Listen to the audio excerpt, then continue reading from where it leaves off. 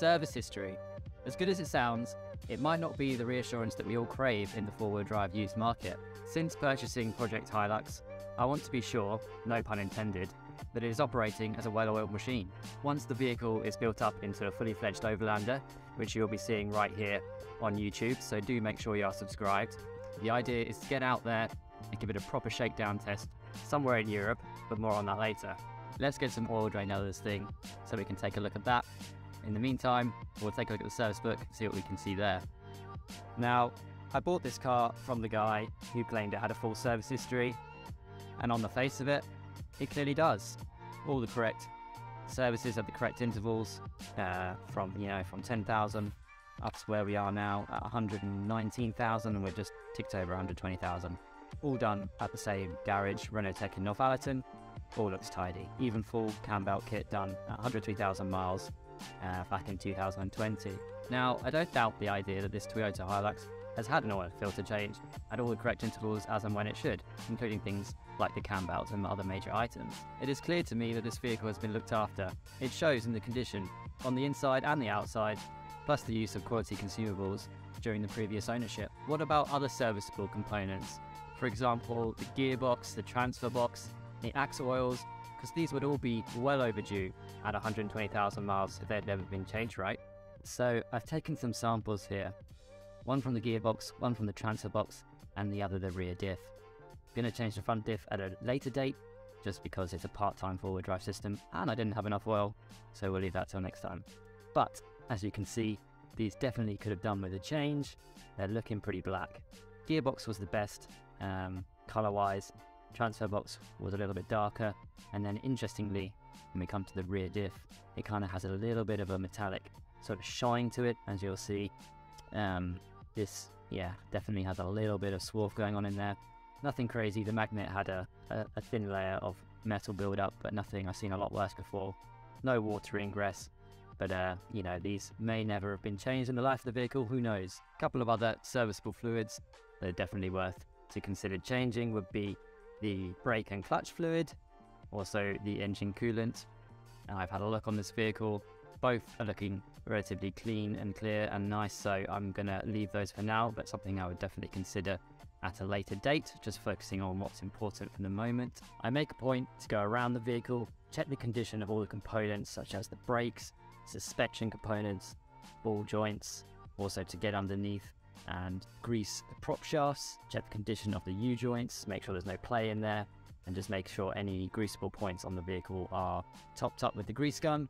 On this, there's a lot less, just seems to be the prop shafts and things, but like on an old vehicle like our Mitsubishi Pajero, there is a lot more, and all the suspension arms and ball joints and things like that too, so it depends on the vehicle.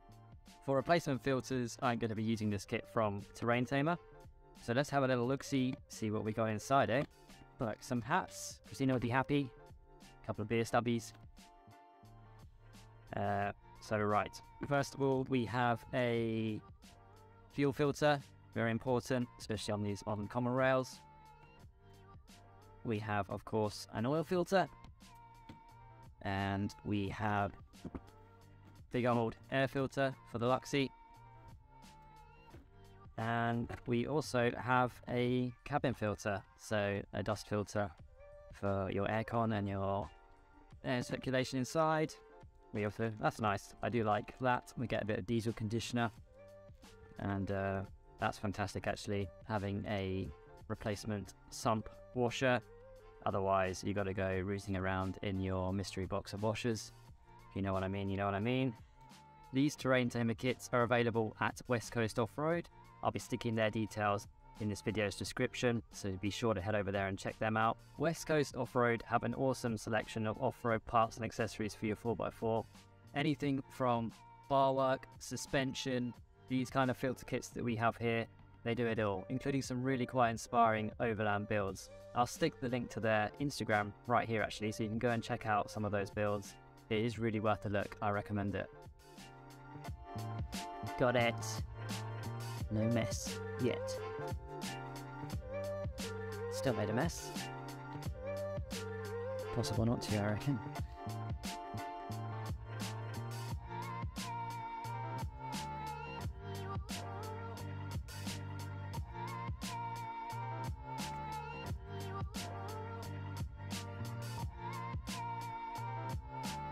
Oh yeah.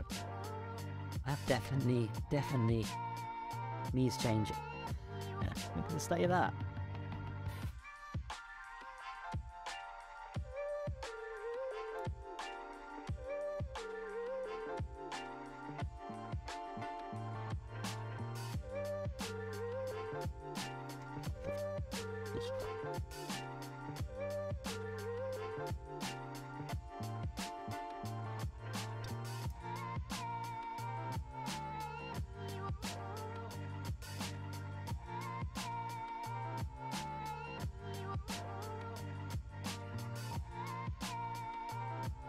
New sump washer.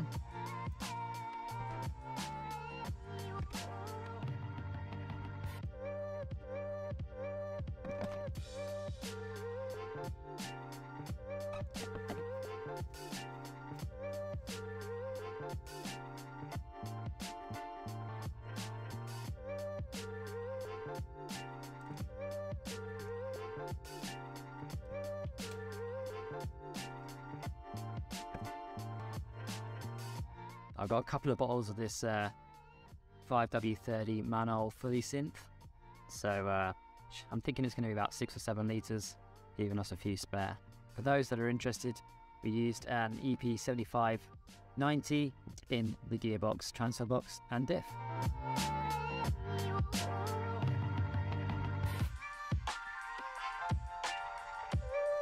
Now that I've made a solid start to the maintenance on this Hilux, I had that peace of mind next time we're on an adventure that I know that these bits have been done. The service book on the Hilux showing us that the oil and filter was changed just a little over 1,000 miles ago. But in my mind, I want that extra peace of mind that I've changed the oil, the filter, and at the right time to give us that extra confidence out there on the trail. We're on an expedition far out the way off grid. I want to know that it's going to get us there, but more importantly, get us back to it. Keep your eyes peeled, things are about to get real. Next up, we're going to be looking to fit out the Hilux with overland and expedition equipment, gear for camping, etc., as well as make it perform better off-road. Excited would be an understatement. Now that I've made a solid start to the maintenance on the Lux, I can go.